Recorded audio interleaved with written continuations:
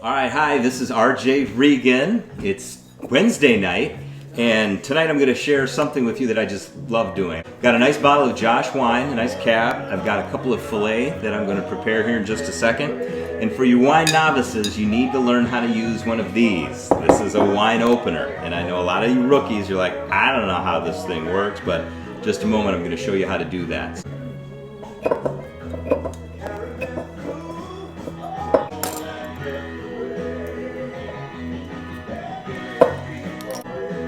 Open this baby up as best you can. Twist it about all the way down to about like that. And this is the tricky part. That first ledge right there, hold that there, get it started, and then you go up to the second notch there, and then, ready? Hey, that's how you do that. Now, classy thing to do, gentlemen. Pour a little for yourself first.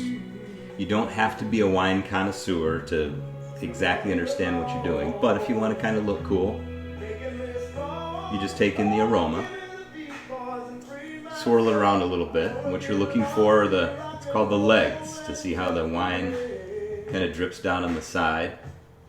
Call them legs or chandeliers. And then you just take a swig.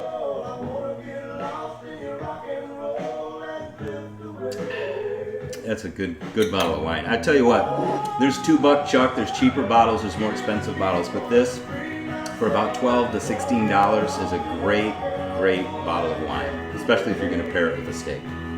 Then after you have tasted it, just to make sure it doesn't taste like vinegar, because sometimes you'll get a bad bottle of wine, then you pour a nice glass for your date.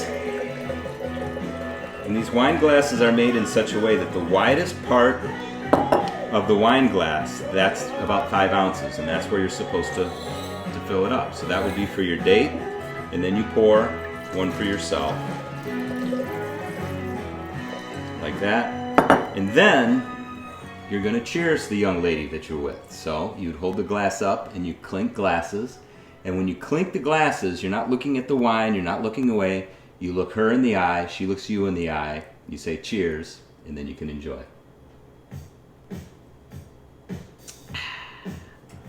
So after you have your bottle of wine open, actually before you get the bottle of wine open, you should have a little something that you can pair it with, just to have little snacks while you're preparing your meal, especially on a hot date. I always like some nice Parmesan. There's different styles and kinds, but this is one I picked up tonight. And then I also grabbed some cinnamon pecans. So I'm just gonna cut this up, lay some pecans out, and I'll show you how to do that in just a second.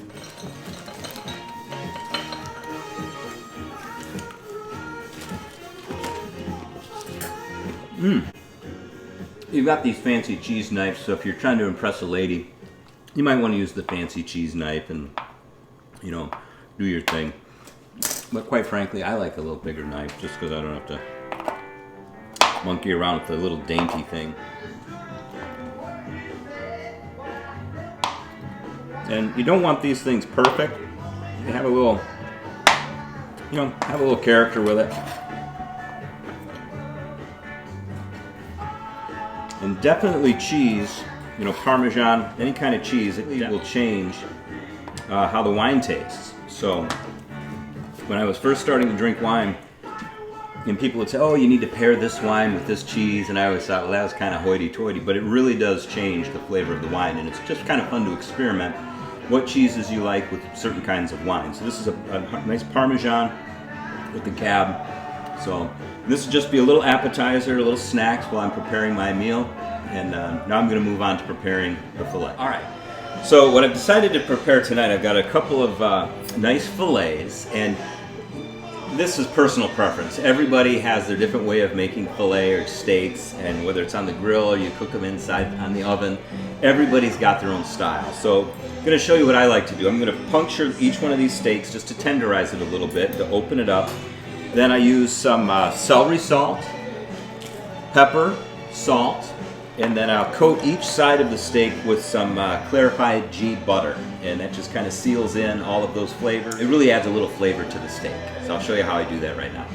And then to top it all off, I always a little bit of Roquefort blue cheese on my steak, and it just adds a little extra flavor to it.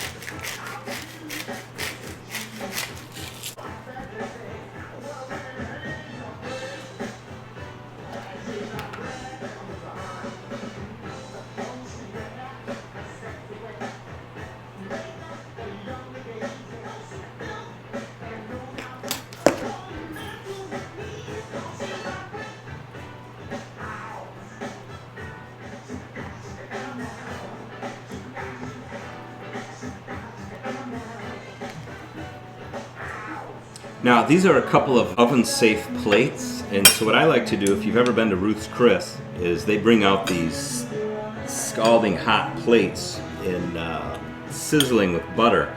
So I take a little bit of the clarified butter, and I put them on the plate, and then what I'm going to do is I'm going to load these plates in the oven while the steaks are cooking. So these plates will be scalding hot, the butter will melt, and then you'll see when I take them out of the oven, I'm going to lay them on the plate and you'll get that same sizzle experience that you would normally get at Ruth's Chris.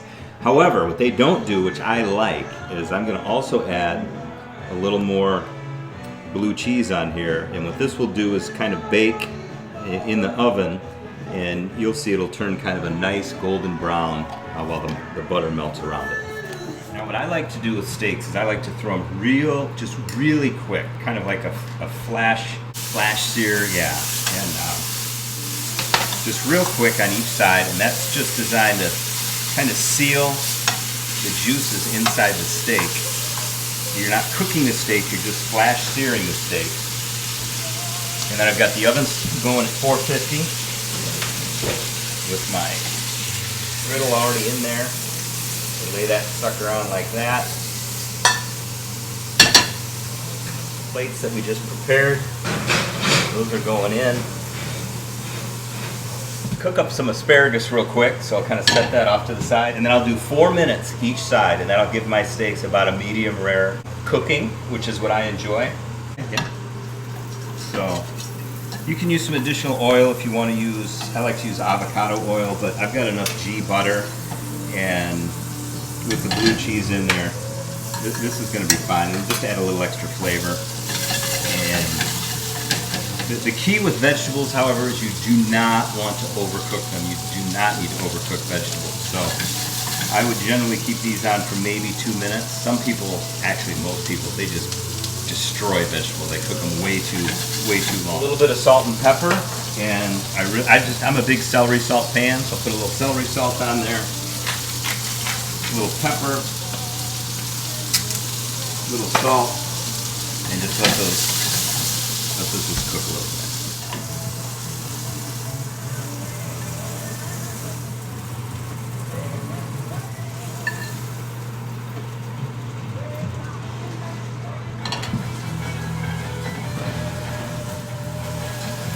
Oh, look at those. Beautiful. All right, let's see how we're doing here. So you can see how that butter melted up nicely. Blue cheese crumbles right there.